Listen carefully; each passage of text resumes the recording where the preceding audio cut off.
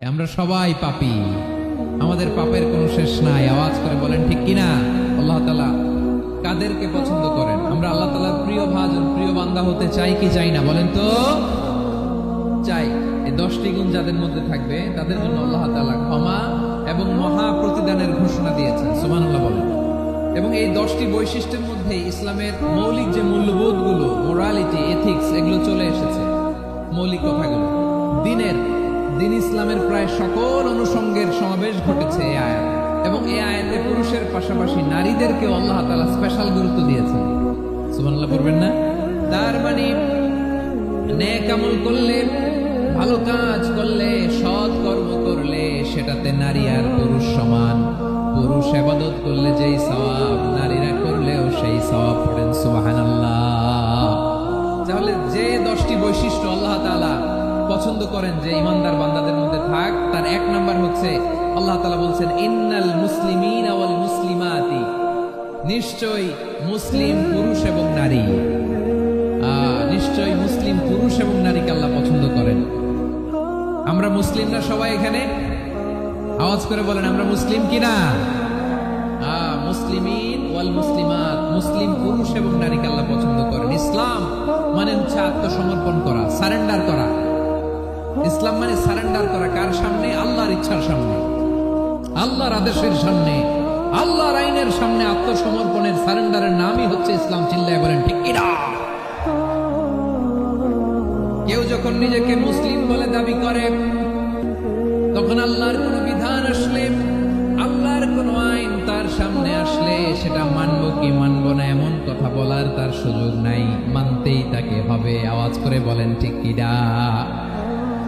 আয়াতের পরে আল্লাহ বলছেন ওয়ামা কানা লিলমুমিনিন ওয়ালা মুমিনাতিন ইযা কাদাল্লাহু ওয়া রাসূলুহু আমরান আন ইয়াকুনা লাহুমুল খিয়ারাতু মিন আমরিহিম। আল্লাহর পক্ষ থেকে কোন বিশ্বাসী নারী পুরুষের সামনে যখন কোন বিধান আসে, কোন আইন আসে, তখন সে আইন সে মানবে না এমন কোন অপশন তার নাই। মানলেও হবে, না মানলেও হবে, এমন কোন অপশন আছে নাকি? বলেন। এমন কোন অপশন নাই। আল্লাহর আদেশ আসার সাথে সাথেই সেটার সামনে আমরা সারেন্ডার। ঠিক কিনা বলেন? আল্লাহর আদেশ আসলেই সারেন্ডার, আল্লাহর কথা আসলেই সারেন্ডার। এখানে আমার কথা চলবে? প্রিয় ময়মনসিংহবাসী আওয়াজ করে বলেন আল্লাহর আদেশের সামনে আমার নিজের কোনো ইচ্ছা আছে? আমার কোনো কথা আছে? যারা আল্লাহর আদেশের সামনে নিজেকে সঁপে দেয়, যারা আল্লাহর আদেশের সামনে নিজের ইচ্ছাকে বিসর্জন দেয়, যারা আল্লাহর বিধানের সামনে নিজের কথা, খায়েশ সবকিছুকে স্যাক্রিফাইস করে, তারাই হচ্ছে মুসলিম। সুবহানাল্লাহ বলেন। এজন্য আল্লাহ বলেন আমার প্রিয় বান্দাদের প্রথম বৈশিষ্ট্য তারা হচ্ছে ইন্নাল মুসলিমিনা ওয়াল মুসলিমাতি, তারা আমার বিধানের সামনে আত্মসমর্পণ করে, আমার আইনের সামনে আত্মসমর্পণ করে, আমার কথার সামনে তারা কোনো কথা বলে না। কারণ গোটা দুনিয়ায় আকাশে কিংবা জমিনে যেখানেই যেটা থাক না, সব সারেন্ডার করেছে এক সত্তার সামনে। জোরে বলেন তিনি কে? রব্বুল আলামিন বলেন ওয়ালাহু আসলামা মান ফিস সামাওয়াতি ওয়াল আরদি তাওআন ওয়া কারহা ওয়া ইলাইহি ইউরজাউন। আকাশ কিংবা জমিনে যেখানেই যেটা থাকে না, সব কিছু সারেন্ডার করেছে একজনের সামনে। আওয়াজ করে বলতে হবে তিনি কে? সব আল্লাহর সামনে সারেন্ডার করে। সারেন্ডার। আমরাও আল্লাহর ইচ্ছার সামনে সারেন্ডার। আল্লাহর কোনো বিধান দিয়ে যদি কেউ কোনো নসিহত করে, আপনি শুনবেন না? না রেগে যাবেন? আল্লাহর আইন দিয়ে যদি আপনাকে আদেশ করা হয়, উপদেশ দেওয়া হয়, আপনি শুনবেন না? নাকি রিয়্যাক্ট করবেন? না, খবরদার রিয়্যাক্ট করা যাবে না। আল্লাহর বিধানের সামনে বিশ্বাসী বান্দার কোনো অপশন থাকে না, কথা থাকে না। চিল্লায় বলেন ঠিক কিনা? ঠিক যেমন সাইয়েদনা ইব্রাহিম আলাইহিস সালাম আত্মসমর্পণ করেছেন। আল্লাহ তাআলা বলেন ইয ক্বালা লাহু রাব্বুহু আসলিম ক্বালা আসলামতু লিরাব্বিল আলামিন। যখন আল্লাহ সাইয়েদনা ইব্রাহিম আলাইহিস সালামকে বললেন ও ইব্রাহিম ইসলাম ধর্ম গ্রহণ করো, আত্মসমর্পণ করো, সারেন্ডার করো, আল্লাহর খলিল ইব্রাহিম আলাইহিস সালাম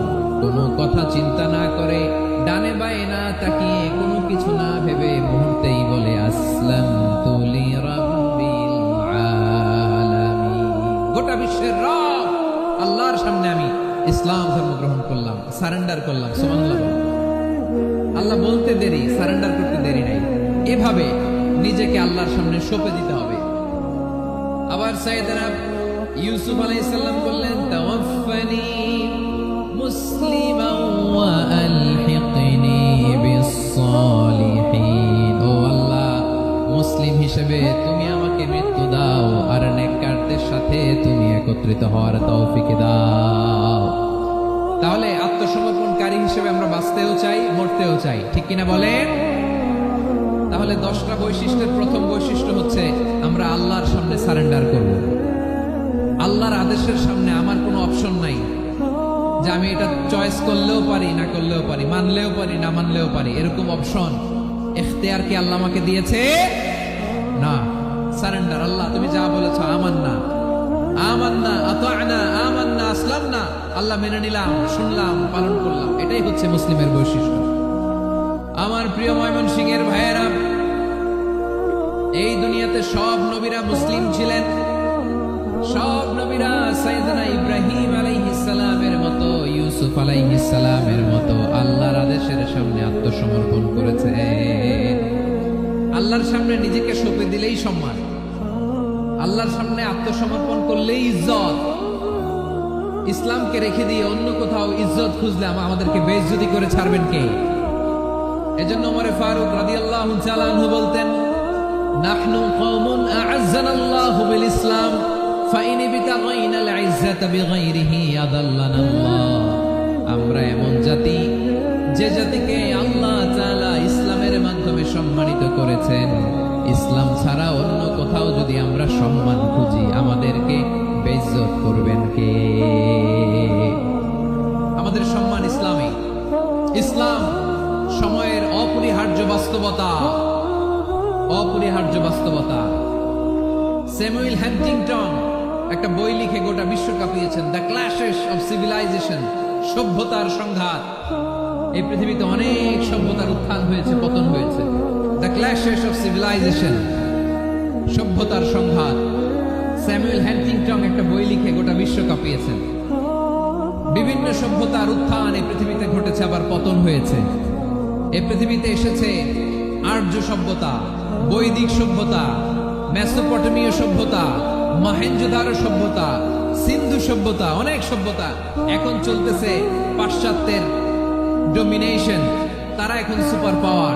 স্যামুয়েল হ্যান্টিংটন বলে, এক সভ্যতা, এক সুপার পাওয়ার বেশি দিন প্রভাব খাটাতে পারে না। এই পাশ্চাত্যের এই সভ্যতারও একদিন কবর রচিত হবে, এটাও একদিন নিচে নামতে বাধ্য হবে। এরপরে এমন এক সভ্যতা দাঁড়াবে, যে সভ্যতার পতাকার মধ্যে থাকবে লেখা লা ইলাহা ইল্লাল্লাহ। ওই সভ্যতার পতন পৃথিবীর কেউ করতে পারবে না। চিল্লায় বলেন ঠিক কিনা? সেটাই হচ্ছে ইসলাম। নাহনু কওমুন আ'আজ্জানাল্লাহু বিল ইসলাম। আমরা এমন জাতি, যে জাতিকে ইসলাম দিয়ে সম্মানিত করেছে কে? ফাইন ইবতাগাইনাল ইজ্জাতা বিগাইরিহি আদান্নাল্লাহ। ইসলাম ছাড়া অন্য কোথাও যদি আমরা সম্মান তালাশ করি, আমাদেরকে আল্লাহ তাআলা অপমানিত করে ছাড়বেন। ইসলাম, ইসলাম ছাড়া অন্য কিছু আমরা মানি না, মানবো না। চিল্লায় বলতে হবে ঠিক কিনা? ইসলাম বিরোধী কোনো মতবাদ আমরা মানবো না। চিল্লায় বলেন ঠিক কিনা? ইসলাম আছে, ইসলাম থাকবে। যারা ইসলামকে মাটির নিচে গেড়ে ফেলতে চায়, ওরা জানে না ইসলামের ধর্ম কি। ইসলাম চারা বীজের মতো, ইসলামকে জমিনের ভিতরে গেড়ে দিতে চাইলে এটা শাখা প্রশাখা নিয়ে আসমানের দিকে, উপরের দিকে উঠে যায়। চিল্লায় বলেন ঠিক কিনা?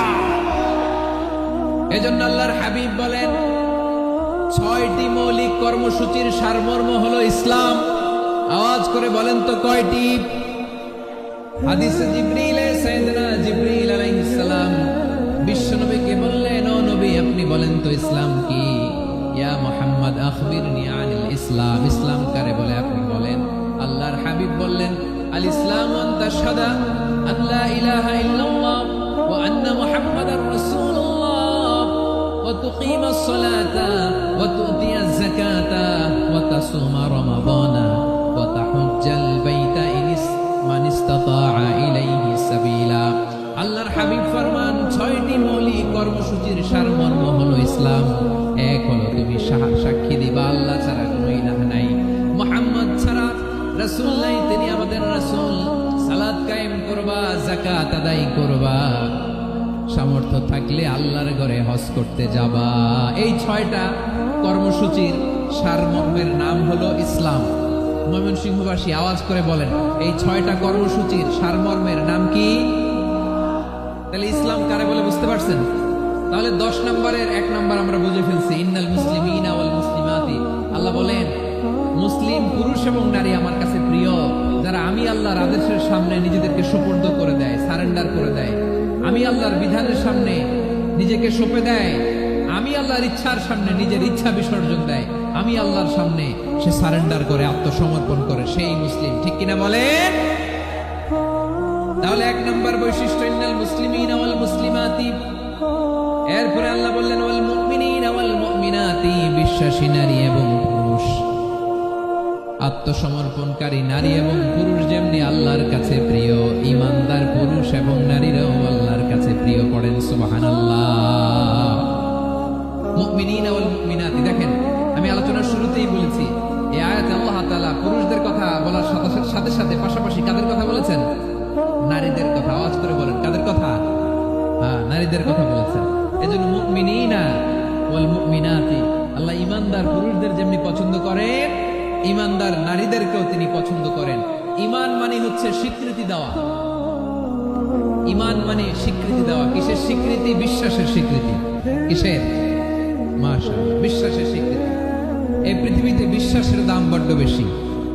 এই পৃথিবীতে সবচেয়ে দামি জিনিস কি? বিশ্বাস। বিশ্বাস ছাড়া এই জগৎ চলে? স্বামী স্ত্রীর সম্পর্ক কিসের উপর টিকে থাকে বলেন তো? হ্যাঁ, বিশ্বাসের উপর টিকে থাকে। স্বামী স্ত্রীর সম্পর্ক টিকে থাকে বিশ্বাসের উপর। আচ্ছা, পার্টনারশিপে যারা ব্যবসা করেন, পার্টনারশিপের বিজনেস, এটা টিকে থাকে কিসের উপর? বিশ্বাসের উপর। এই জগৎটাই চলে বিশ্বাসের উপর। বিশ্বাসীরা এই পৃথিবীতে না থাকলে আল্লাহ এই পৃথিবীও টিকায় রাখতেন না। একজন বিশ্বাসী এই পৃথিবীর বুকে বেঁচে থাকলে আল্লাহ তাআলা এই পৃথিবী ধ্বংস করবেন না। চিল্লায় পড়েন আল্লাহু আকবার। এই পৃথিবীর সবচেয়ে দামি বস্তু বিশ্বাস, সবচেয়ে দামি। বিশ্বাস দিয়ে এই পৃথিবী চলে। এজন্য জ্ঞানীরা বলে, বিশ্বাসে মিলায় বস্তু তর্কে বহুদূর। বলে না? বিশ্বাসে মিলায় বস্তু তর্কে বহুদূর। বিশ্বাসে এই পৃথিবী টিকে থাকে। আচ্ছা দেখেন, ঢাকা থেকে একজন লোক কক্সবাজার যাবে। প্রিয় ময়মনসিংহবাসী আওয়াজ করে বলেন, কই যাবে? ডবল ডেকার বাস আছে না, যেগুলোতে ঘুমায় ঘুমায় যাওয়া যায়। তো দেখবেন অনেক প্যাসেঞ্জার বাসে উঠে আস্তে করে ব্ল্যাঙ্কেট নিয়ে, কম্বল নিয়ে ঘুম দিতেছে। ঘুম দেখেন তার কি বিশ্বাস ড্রাইভারের উপরে। এই বাস তো তারা চালাইতে চালাইতে নওগাঁ নিয়ে যেতে পারে, এই বাস তো তারা নিয়ে পঞ্চগড় ছেড়ে দিতে পারে, কিন্তু তার কোনো টেনশন নাই। সে দেখবেন ব্ল্যাঙ্কেট নিয়ে, কম্বল নিয়ে দিছে জনমের ঘুম। এর কারণ তার বিশ্বাস আছে যে সকালবেলা এই বাস কক্সবাজারেই পৌঁছবে। আর দেখেন বিশ্বাসের কত দাম। ঢাকা থেকে জেদ্দা উমরা করতে যারা যান, দেখবেন 40,000 ফিট উপরে বিমানে অনেকে কম্বল চাপা দিয়ে ঘুম দিতেছে। ঘুম। এই বিমান 40,000 ফিট উপর দিয়ে পাইলট চালায়া এটাকে আফ্রিকার জঙ্গলে নিয়ে যায় নাকি ভারত মহাসাগরে নিয়ে যায়, তার কোনো টেনশন নাই। সে ঘুম, কারণ তার পাইলটের উপর, এই এয়ারলাইন্সের উপর বিশ্বাস আছে যে সকালবেলায় এটা জেদ্দা আন্তর্জাতিক বিমানবন্দরে ল্যান্ড করবে। ঠিক কিনা বলে? বাবা বাবা তার কলিজার টুকরো সন্তানকে, ছোট্ট ছেলেটাকে দেখবেন মাঝে মাঝে আদর করে এরকম শূন্যে ছুঁড়ে মারে। আপনারা মারেন? ময়মনসিংহের বাবারা বাচ্চাদের সাথে এরকম মজা করেন না? তো উত্তর দেন না কেন? আপনারা করেন? বাবা তার সন্তানকে, ধরেন ছোট্ট মেয়েটাকে আদর করে কোলে তুলে এরকম শূন্যে ছুঁড়ে মারে। তো মেয়েটাকে শূন্যে ছুঁড়ে মারলে দেখবেন মেয়েটা খিলখিল করে হাসে, খিলখিল করে হাসে। ও যদি নিচে পড়ে ওর হাতও ভাঙবে, পাও ভাঙবে, তারপরেও হাসে। কেন হাসে? কারণ মেয়েটার বিশ্বাস আছে যে আব্বু আমারে ছাড়বে না, আব্বু আমাকে ঠিকই ধরে ফেলবে। চিল্লায় বলেন ঠিক কিনা? ও আমার প্রাণের ময়মনসিংহের ভাইরে, জমিন চলে বিশ্বাসে। বিশ্বাস এই পৃথিবীর সবচাইতে দামি সম্পদ। এজন্য একজন বিশ্বাসী জমিনের মধ্যে বেঁচে থাকলে জমিনের উপর আল্লাহ প্রলয়ঙ্কারী কিয়ামত দিবে না। এজন্য আল্লাহ বললেন ওয়াল মুমিনিনা ওয়াল মুমিনাতি, বিশ্বাসী পুরুষ এবং নারীকে আমি আল্লাহ বড্ড ভালোবাসি। তারা এমন ভাবে বিশ্বাস করে, না দেখে বিশ্বাস। আল্লাহ বলছেন আল্লাযীনা ইউমিনুনা বিল গায়বি ওয়া ইউকিমুনাস সালাহ। আমার বিশ্বাস বিশ্বাসী বান্দারা না দেখে বিশ্বাস করে, অদৃশ্যের প্রতি তারা বিশ্বাস রাখে, না দেখে বিশ্বাস হয় আসল বিশ্বাস। ঠিক কিনা বলেন? আচ্ছা, বুঝে থাকলে উত্তর দেন। আমার হাতে 3টা চকলেট নিয়ে যদি আমি বলি এই যে আমার হাতে চকলেট, তুমি বিশ্বাস করো? আপনি তো বলবেন করি, কারণ চকলেট তো দেখা যায়, বিশ্বাস না করে যাবেন কই? কিন্তু আপনারা না দেখায়া 3টা চকলেট এরকম মুষ্টিবদ্ধ করে পিছনের দিকে নিয়ে যদি বলি, বন্ধু আমার পিছনে ডান হাতের মুঠায় কিন্তু 3টা চকলেট আছে, বিশ্বাস করো? ও না দেখেও যদি বলে, বন্ধু তুই যেহেতু বলছিস বিশ্বাস করি, যদি করে এটাই আসল বিশ্বাস, না দেখে বিশ্বাস করাটাই আসল বিশ্বাস। চিৎকার করে বলেন ঠিক কিনা? এজন্য আল্লাহ বললেন না দেখে বিশ্বাস হলো আসল বিশ্বাস। অদৃশ্যের প্রতি বিশ্বাসকে বলে প্রকৃত বিশ্বাস। আল্লাযীনা ইউমিনুনা বিল গায়ব, আমার বান্দারা না দেখে আমি আল্লাহর উপর বিশ্বাস করে। এবার বিশ্বনবী বললেন 6টি মৌলিক কর্মসূচির সারমর্মের নাম যেমনি হলো ইসলাম, ঠিক তেমনি 6টি মৌলিক বিশ্বাসের বিষয়ের উপর ঈমান আনার নাম হলো বিশ্বাস। সুবহানাল্লাহ বলেন। 6টা মৌলিক বিষয়ের উপর যদি আপনি বিশ্বাস রাখেন, এটা হচ্ছে ঈমান। সেটা কি? সাইয়েদনা জিবরাইল বললেন, ইয়া মুহাম্মদ আখবিরনি মাল ঈমান। ঈমান কারে বলে বলো? আল্লাহর নবী বললেন, আন তুমিনা বিল্লাহ, আল্লাহর উপর ঈমান আনবা। কার উপর? আরো জোরে বলেন, কার উপর? আল্লাহ নামটা আপনাদের ভাল লাগে? আল্লাহর জিকির যে করছেন কেমন লাগে? সবাই মিলে গলা ছেড়ে আল্লাহরে ডাক দেন তো, বলেন আল্লাহ। আরো জোরে আল্লাহ। প্রাণ খুলে একসাথে ইয়া আল্লাহ। আল্লাহ নাম যতই জপি ততই মধুর লাগে, নামে এত মধু থাকে কে জানি তো আগে। আল্লাহ নাম যতই জপি, ও নাম জপে প্রিয়তম, ও নামে জপে মজনু সম, ওই নামে পাপিয়া গাহে হৃদয় গোলাপে বাগে। আল্লাহ নাম যতই জপি। সুবহানাল্লাহ বলেন। আল্লাহর নাম এত মধুমাখা নাম, এত জাদুমাখা নাম, সব নবীরা এই নামের জিকির করেছেন, সব আল্লাহর ওলিরা এই নামটি জপেছেন। এজন্য এই নাম জপলে হৃদয় শান্ত করে দেয় কে? এজন্য আওয়াজ করে আল্লাহরে আবারও ডেকে বলেন ইয়া আল্লাহ। বিশ্বনবী বললেন ঈমান মানে আন তুমিনা বিল্লাহ, আল্লাহর উপর ঈমান আনবা, ওয়া মালাইকাতিহি, ফেরেশতাদের উপর ঈমান আনবা, ওয়া কুতুবিহি, আল্লাহর পাঠানো কিতাবের উপর ঈমান আনবা, ওয়া রুসুলিহি, রাসূলের উপর ঈমান আনবা, ওয়াল ইয়াউমিল আখিরি, শেষ বিচারের প্রতি ঈমান আনবা, ওয়া তুমিনা বিল কদরি খাইরিহি ওয়া শাররিহি, আল্লাহর দেয়া তাকদীরের উপর ঈমান আনবা। ঠিক কিনা বলেন? তাহলে এই 6টা মৌলিক বিষয়ের উপর বিশ্বাসকে বলে ঈমান। আল্লাহ ওই ঈমানদারদেরকে পছন্দ করে যাদের ঈমান এরকম মজবুত। আল্লাহ বললেন ওয়াল মুমিনিনা ওয়াল মুমিনাতি, ঈমানদার পুরুষ এবং নারীরাও আমার কাছে বড্ড প্রিয়। তাহলে আমার প্রিয় ভাইয়েরা, ইসলাম যেমনি বুঝেছেন সারেন্ডার, ঈমান মানে হচ্ছে বিশ্বাস, বিশ্বাসের স্বীকৃতি। এই বিশ্বাস না থাকলে ওই মানুষের কোনো দাম নাই। ঈমান ছাড়া নেক আমলের কোনো দাম নাই। ঈমান হলো সংখ্যার মতো, নেক আমল হলো শূন্যের মতো। বুঝে থাকলে উত্তর দেন, ঈমান কিসের মতো? কথা বলে না, বুঝে নাই বোধহয়। ঈমান কিসের মতো? সংখ্যা। আর নেক আমল শূন্য। আচ্ছা, আপনি ঈমান আনেন না, ঈমান ছাড়া খালি নেক আমল, তাহাজ্জুদ, নামাজ, রোজা, জিকির, আজকার, এক এক ইবাদতের কারণে খালি শূন্য পাইতেছেন। শূন্য পেতে পেতে পেতে পেতে হাজারটা শূন্য। এটার কোনো দাম আছে? কথা কয় না, দাম আছে। কিন্তু আপনি ঈমান আনার পর একটা সংখ্যা পেয়ে গেলেন, 1। এবার নেক আমল করলে 1-এর পাশে শূন্য বসে গেলে কত হয়? 10। এবার আবার দান করলেন, আরেকটা শূন্য পাইছেন, কত হইছে? এবার আল্লাহর কোরআনের তেলাওয়াত করলেন, আরেক শূন্য, কত হইছে? এবার জিকির করলেন, আরেক শূন্য, কত হইছে? আবার ভালো কাজ করলেন, আরেক শূন্য, কত হইছে? এখন যত সৎকর্ম নেক আমল করেন, শূন্য যত বাড়ে, এটার দাম আছে না নাই? এজন্য আমার প্রিয় ভাইয়েরা, ঈমানের দাম সবচেয়ে বেশি। ঈমান হলো সফলতার মাপকাঠি। টাকা যার বেশি সে সফল নয়, এই সমাজে দাপট যার বেশি সে সফল নয়, এই সমাজে খ্যাতি যার বেশি সে সফল নয়, যার হৃদয় ঈমান আছে, বিশ্বাস আছে, সেই সফল। ঠিক কিনা? এজন্য রব্বুল আলামিন বলেন, قد أفلح المؤمنون الذين هم في صلاتهم خاشعون, সফল হয়েছে তারা ঈমান এই ঈমান হলো সফলতার মাপকাঠি, এই ঈমান হলো বিজয়ের পূর্ব শর্ত। ইসলামের বিজয় আমরা বাংলাদেশে চাই কি চাই না? আওয়াজ করে বলেন। রব্বুল আলামিন বলেন, ওয়ালা তাহিনু ওয়ালা তাহজানু ওয়া আনতুমুল আ'লাউনা ইন কুনতুম মুমিনিন। তোমরা চিন্তিত হয়ো না, ভেঙে পড়ো না, হতাশ হয়ো না, চিন্তিত হয়ো না, তোমাদেরই বিজয় হবে যদি তোমরা মুমিন হও। ঠিক কিনা বলেন? আপনারা কি অত্যাচার, আযাব, জুলুম দেখে ভয় পান? হ্যাঁ, নবীদের উপর অত্যাচার ছিল কি ছিল না? সাহাবাদের উপর ছিল কি ছিল না? এজন্য কোনো অত্যাচার, হুমকি, ধমকি, জেল, জরিমানা মুমিনকে তার ঈমানের রাস্তা থেকে এক বিন্দু পরিমাণ পেছনে হটাতে পারে না। চিল্লায় বলো ঠিক কিনা? আমরা জেনে বুঝে এই রাস্তায় এসেছি, এই রাস্তা থেকে আমাদেরকে কেউ পেছনে সরাতে পারবে না। চিৎকার করে বলেন ঠিক কিনা? আল্লাহ আমাদেরকে সুসংবাদ দেন, ওয়ালা তাহিনু ওয়ালা তাহজানু ওয়া আনতুমুল আ'লাউনা ইন কুনতুম মুমিনিন। হতাশ হয়ো না, নিরাশ হয়ো না, ভেঙে পড়ো না, তোমাদেরই বিজয় হবে যদি তোমরা মুমিন হও। এজন্য ঈমানের পথে আমরা থাকতে চাই কি চাই না?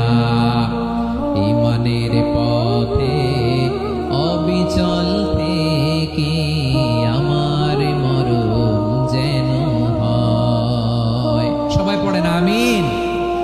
ঈমানের পথে অবিচল থেকে আমার মরণ যেন হয়।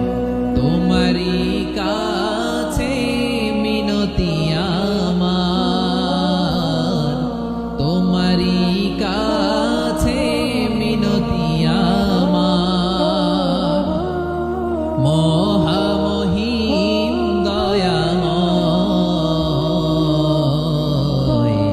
ঈমানের পথে অবিচল থেকে আমার মরণ যেন হয়। পড়েন আমিন। তাহলে ইন্নাল মুসলিমিনা ওয়াল মুসলিমাতি, আল্লাহ বলে যে নারী এবং পুরুষ আমি আল্লাহর বিধানের সামনে আত্মসমর্পণ করে তাদের আমি ভালোবাসি।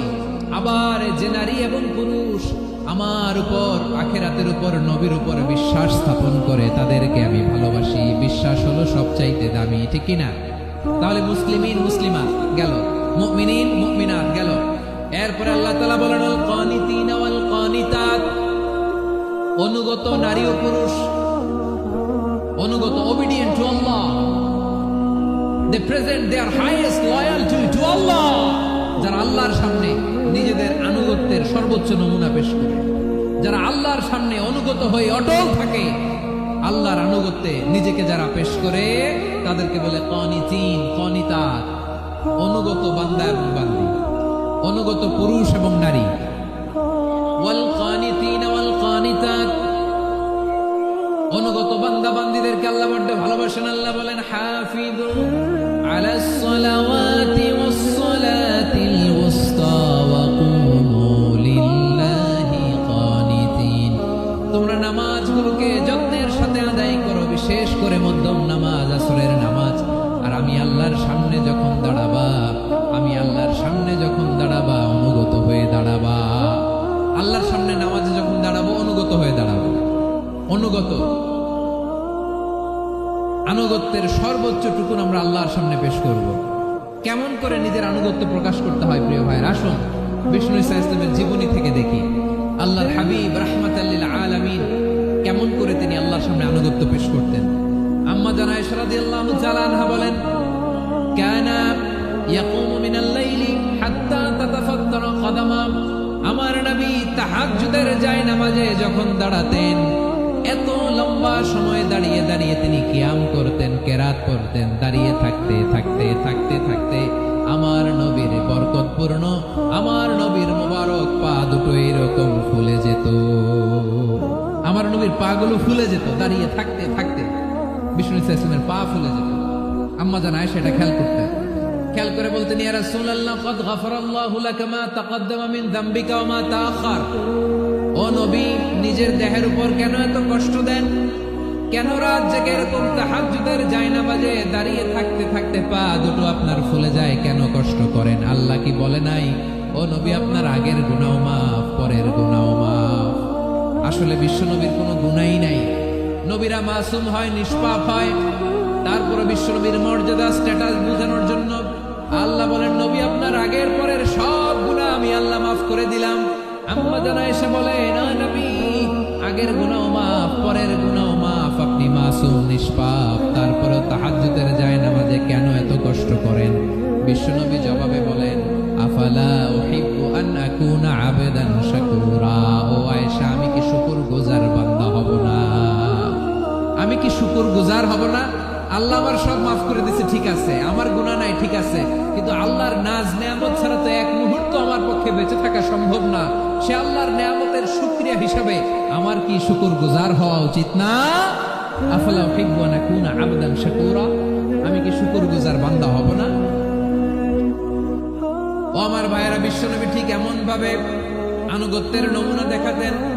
এখানেই শেষ নয়, আম্মা জানা এসে বলেন, তাহাজ্জুদের জায়নামাজে দাঁড়িয়ে থাকতে থাকতে ফালাম ইয়াজাল ইয়াবকি হাত্তা বাল্লা লিহিয়াতাহু। আমার নবী কিরাত পড়তে পড়তে কাঁদতে কাঁদতে দাড়ি বেয়ে বেয়ে ওনার পানি ঝরতো। আরেক জায়গায় এসেছে হাত্তা বাল্লা হাজারাহু, নবীর জামা ভিজে যেত চোখের পানিতে। অন্য বর্ণনায় এসেছে হাত্তা বাল্লাল আরদা, সিজদায় লুটিয়ে পড়ে যখন বিশ্বনবী কান্না করতেন, বিশ্বনবীর চোখের পানি দিয়ে জমিন ভিজিয়ে যেত, জমিন ভিজিয়ে দিতেন। কি আনুগত্য, কি আনুগত্য! এরপরে নামাজ শেষে দোয়ার মধ্যে বিশ্বনবী বলতেন, আল্লাহুম্মা ইন্নী আবদুক, ও আমার আল্লাহ, আমি আপনার দাস। ওয়াবনু আবদিক, দাসের ঘরের দাস। ওয়াবনু আমাতিক, দাসীর ঘরের দাস। সুবহানাল্লাহ, কি বিনয়! দোয়াতে বলতেন, আল্লাহ আমি আপনার দাস। দাসের ঘরের দাস মানে আমার বাবা আব্দুল্লাহ আপনার দাস। দাসীর ঘরের দাস মানে আমার মা আমিনা আপনার দাস। সুবহানাল্লাহ। নাসিয়াতি বিয়াদিক, আমার মাথার চুলের ঝুঁটি আপনার হাতের মুঠোয়, আপনি যেখানে টানেন ওইখানে আমি যেতে বাধ্য। আপনি আমার চুল ধরে ডানে টান দিলে আমি ডানে যাই, বায়ে টান দিলে আমি বায়ে যাই। আমার কোনো ক্ষমতা নাই, সব ক্ষমতা আপনার। দেখেন, যেই নবীর কোনো গুনাহ নাই, উনি দোয়ার সময় বলতেন, আল্লাহ আমি আপনার দাস, দাসের ঘরের দাস, দাসীর ঘরের দাস। আমার মাথার চুলের ঝুঁটি আপনার হাতের কবজার ভিতরে, এদিকে টান দিলে আমি এদিকে যেতে বাধ্য, ওদিকে টান দিলে ওদিকে যেতে বাধ্য। যেই নবীর কোনো গুনাহ নাই, নামাজে দাঁড়িয়ে থাকতে থাকতে পা ফুলায় ফেলতেন। যেই নবী নিষ্পাপ, কোনো গুনাহ নাই, কাঁদতে কাঁদতে দাড়ি ভিজায় ফেলতেন, জামা ভিজায় ফেলতেন, সিজদায় পরে জমিন ভিজায় ফেলতেন। পড়েন সুবহানাল্লাহ। তাহলে আমাদেরকে কেমন অনুগত হওয়া উচিত? আমাদের তো গুনাহ নাই নাকি? বিশ্বনবীর যেমনি গুনাহ নাই, আমাদের তো গুনাহ নাই না? গুনাহ টুনা আছে আপনাদের? হ্যাঁ, যে বিশৃঙ্খলা করতেছেন, গুনাহ তো নাই আপনাদের? হ্যাঁ, গুনাহ আছে আমাদের? গুনাহ নাই কার? দেখে হাত তোলেন তো, যে হুজুর আমি কোনোদিন কোনো পাপ করি নাই, নিষ্পাপ, বেগুনা, মাসুম, জান্নাত থেকে পালায় আসছি। জান্নাত থেকে পালায় আসছেন এরকম কে আছেন? দেখি তো, আছে এরকম কেউ? আছে? নাই। আমরা সবাই পাপী, আমাদের পাপের কোনো শেষ নাই। আওয়াজ করে বলেন ঠিক কিনা? তাহলে আসুন আমরাও বিশ্বনবীর মতো অনুগত হই, অনুগত হয়ে আল্লাহর কাছে চাই। এই যে আল কানিতিনা ওয়াল কানিতাতি, মানে অনুগত বান্দা এবং বান্দি। আমরা দোয়ায় কুনুত পড়ি না? কুনুত কোন নামাজে? কোন নামাজে? বিতরের নামাজে কি দোয়া পড়ি? দোয়ায়ে কুনুত। এই কুনুত থেকে ওয়াল কানিতিনা ওয়াল কানিতাত, তাফসীর বুঝে নেন। কুনুত থেকে কানিতিনা ওয়াল কানিতাত। তাহলে দোয়ায়ে কুনুত হচ্ছে বিনীত হয়ে, অনুগত হয়ে আল্লাহর কাছে চাওয়া। আমরা তখন দাঁড়িয়ে বলি, আল্লাহুম্মা ইয়্যাকা না'বুদু ওয়া লাকা নুসাল্লি ওয়া নাসজুদ ওয়া ইলাইকা নাসআ ওয়া নাহফিদ নারজু রাহমাতাকা ওয়া নাখশা আযাবাকা ইন্না আযাবাকাল জিদ্দা বিল কুফফারি মুলহিক। আল্লাহ আপনার কাছে চাই, আপনার কাছে প্রার্থনা করি, আপনার আযাবকে ভয় করি, আপনি ছাড়া আমাদের বাঁচাবার কেউ নাই। কুনুতের মধ্যে আমরা এই দোয়া করি কি করি না? অনুগত হয়ে এই দোয়া করি। যারা রমজানের শেষ দশকে মক্কা শরীফে থেকেছেন, তারা শাইখ আব্দুর রহমান সুদাইসের কুনুত পেয়েছেন। যারা পেয়েছেন অথবা কেউ টিভিতে ভিডিওতে দেখেছেন, শাইখ আব্দুর রহমান সুদাইস 27-এর আলোচনায় 45 মিনিট থেকে 1 ঘন্টা দোয়ায় কুনুত করে। কতক্ষণ? আল্লাহুম্মা হদিনা ফিমান হাদাইত ওয়া আফিনা ফিমান আফাইত ওয়া তাওয়াল্লানা ফিমান তাওয়াল্লাইত ওয়া বারিক লানা ফিমা আ'তাইত ওয়া কিনা ওয়াসরিফ আন্না বিরহমাতিকা শাররা মা কাদাইত। ফাইন্নাকা তাকদি বিল হাক্কি ওয়া লা ইয়াকদা আলাইক।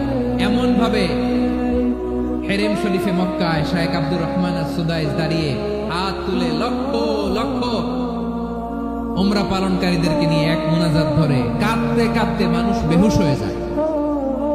দোয়ার কথা শুনে গায়ের লোম খাড়া হয়ে যায়, হৃদয় বিগলিত হয়ে যায়, চোখ দিয়ে দার দার করে পানি নামতে থাকে।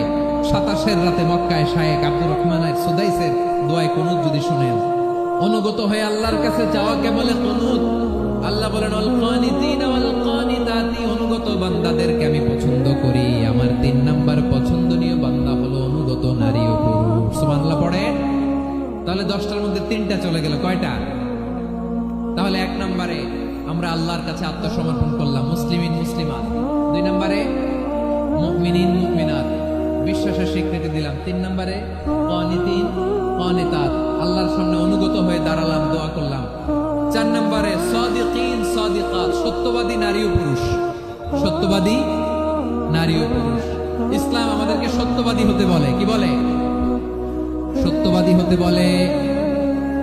মিথ্যা বলতে নিষেধ করে, কারণ মিথ্যা সবচেয়ে বড় পাপ, সব পাপের বাপ। সব পাপের বড় পাপ হচ্ছে মিথ্যা।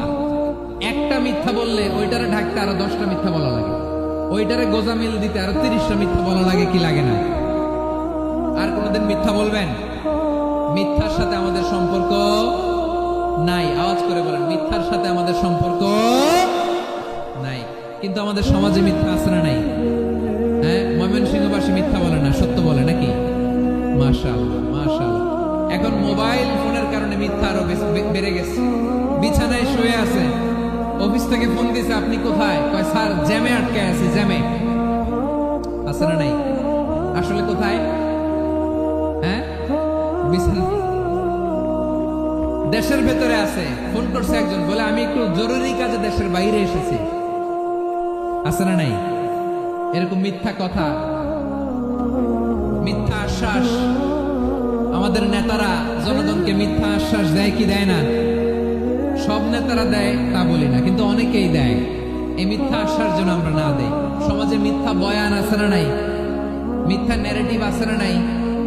আদালতে মিথ্যা সাক্ষী আছে না নাই? ওই সাক্ষীর উপর ভিত্তি করে মিথ্যা রায় আছে না নাই? ওই মিথ্যা সাক্ষীর উপর ভিত্তি করে আমরা এদেশে যাবজ্জীবন দেখেছি, এদেশে ফাঁসির কাস্টে ঝুলানোর নাটক মঞ্চায়ন করতে দেখেছি। আওয়াজ করে বলেন ঠিক কিনা? এই মিথ্যা আমরা চাই না, আমরা সত্য বলবো, কারণ আল্লাহ সত্যবাদী। আল্লাহ কি? সত্যবাদী।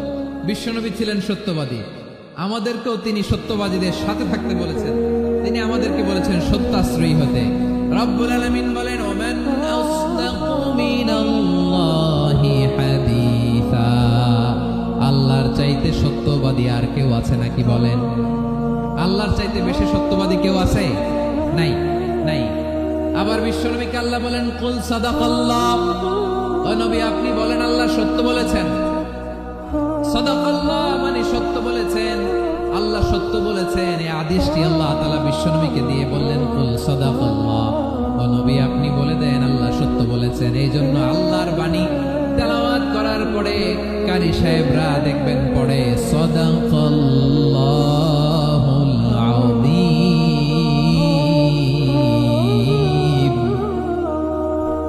কোরআন তেলাওয়াতের পরে কারি সাহেবরা বলে না সাদাকাল্লাহুল আযীম, এর কারণ আল্লাহ তাআলা কোরআনেই বলেছেন কুল সাদাকাল্লাহ, হে নবী আপনি বলুন আল্লাহ সত্য বলেছেন।